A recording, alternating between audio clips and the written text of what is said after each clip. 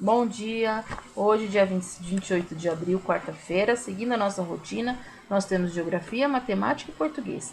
Em Matemática, nós vamos fazer a página 117, então vamos começar? Aqui eu tenho probleminhas para a gente resolver, então vamos lá. Então, Bruno encontrou na praça o jardineiro e conversaram bastante sobre plantas do jardim. Nós vamos falar sobre plantinhas de jardim, tá? Na praça, há algumas plantas que dão muitas flores ornamentais, como margaridas, rosas, amores perfeitos e há também muitos cactos. Vamos ler o probleminha A. Na semana passada, o jardineiro plantou o amor perfeito de duas cores. Ele plantou 55 pés de amores perfeitos roxos e 55 amarelos. Então eu quero saber qual é a perguntinha do problema. Qual é a perguntinha? Quantos pés de amores perfeitos ele plantou? Lembra que a Pro explicou que a gente quer saber um total de tudo, de juntar tudo, juntou tudo, tem uma continha para fazer? Então vocês vão fazer ela aqui, tá? O B. Bruno disse que na praça há 36 canteiros de flores. Alguns são de rosas e 19 são de margaridas. Quantos são os canteiros de rosa? Resolve e anote nos quadros as quantidades de canteiros. Então eu já sei que eu tenho no total 36. Eu tenho 19 desses 36 flores. 19 são de margaridas. Eu quero saber quantos são os canteiros de rosas, tá? Desses 36 canteiros, 19 são margaridas. E quantos são os canteiros de rosas? Então eu tenho uma dica. Vocês podem fazer a continha de subtração ou 19 para chegar no 36, tá bom? Aí vocês vão ter o resultadinho. Aqui não precisa que nós não estamos com a turma na sala.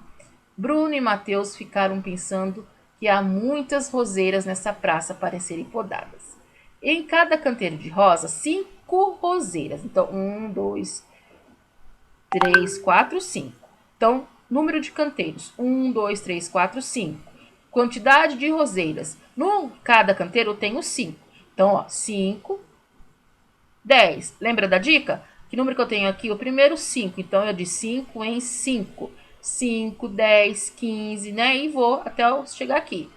Então, a dica é, começou do 5, é de 5 em 5. Agora tem outra coisa, tem outro canteiro. Tiago ficou admirado com 5 canteiros de cactos. Em cada canteiro há 6 cactos. Vamos lá? Aqui eu tenho número de canteiros, 1, 2, 3, 4, 5. E quantidade de cactos. 1 é 6, né? Um canteiro tem 6, 2 canteiros eu tenho 12. A dica, começou com 6. Então é de 6 em 6. 12, 13, 14, 15, 16, 17, 18. Depois de 18 eu conto mais 6. Certo, gente? Então agora a gente vai lá para a geografia, tá? A gente vai falar um pouquinho de paisagem. Eu tenho aqui para vocês o textinho, né? Deixa eu fazer aqui, tem que ser rapidinho, porque tem um tempo limite aqui para postar o vídeo. Vamos lá. O ser humano transforma a paisagem. Então eu tenho aqui uma paisagem natural e aqui ela já começou a ficar diferente. Então ela modificou. O que foi feito aqui? Construções, derrubou o quê? Árvores e foi construindo casas. Então ela é uma paisagem modificada, não é uma paisagem natural. Aqui é totalmente modificada, totalmente construída, né?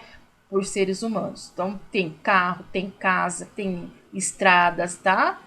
Então ela é uma paisagem construída pelos seres humanos, que é uma paisagem cultural, como a gente viu nas nossas aulinhas de geografia. Então, qual imagem representa uma paisagem natural? Essa é moleza. Natural, não tem nada construído. Não tem casa, não tem nada, só tem coisas da natureza. Qual imagem representa uma paisagem cultural? Que tem coisas, construções, tem bastante prédio, né? De acordo com as imagens, como os seres humanos transformam a paisagem? Eles derrubam, né, as árvores, as moradias, os prédios e canalizam o rio, entre muitas outras ações que eles fazem, tá?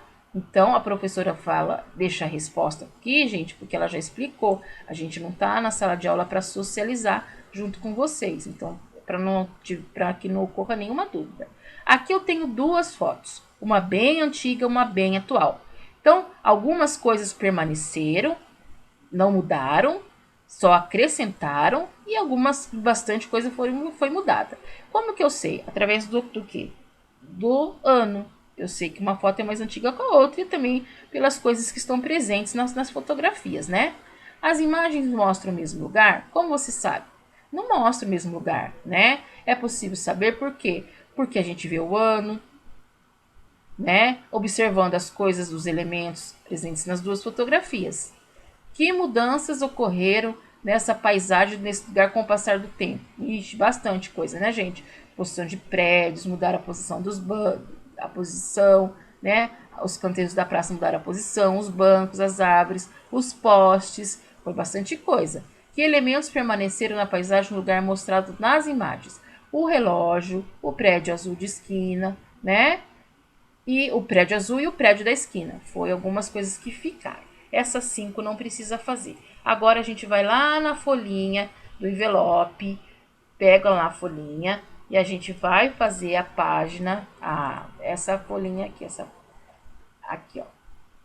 Vamos lá. Ontem nós vimos na nossa aulinha de língua portuguesa os sinais de pontuação, que a gente viu aqui, ó. Só para lembrar rapidinho que o ponto final ele indica o início de uma frase. Exemplo: a estrela brilha no céu. Então tenho que colocar o pontinho final. O ponto de interrogação indica uma pergunta: qual é o seu nome? Né? Quem é você? Onde você mora? Né? Então todas essas perguntinhas no final da frase eu tenho que colocar esse pontinho aqui que se chama pontinho de interrogação. E esse pontinho que é o de exclamação. Admiração, alegria, surpresa. Que belo sapato, que susto. Então, no final da frase eu coloco esse pontinho que se chama exclamação. Eu tenho aqui 3 pontinhos. Eu vou colocar o nome dos pontos do nome aqui do lado desses sinais, tá? E depois eu vou formar frases com desenho usando os sinais de pontuação. Vou formar uma frase usando o ponto final, vou formar uma frase usando o ponto de interrogação e vou formar uma frase usando o ponto de exclamação. Gente, é só por hoje. Até amanhã, se Deus quiser. Fique com Deus. Beijos.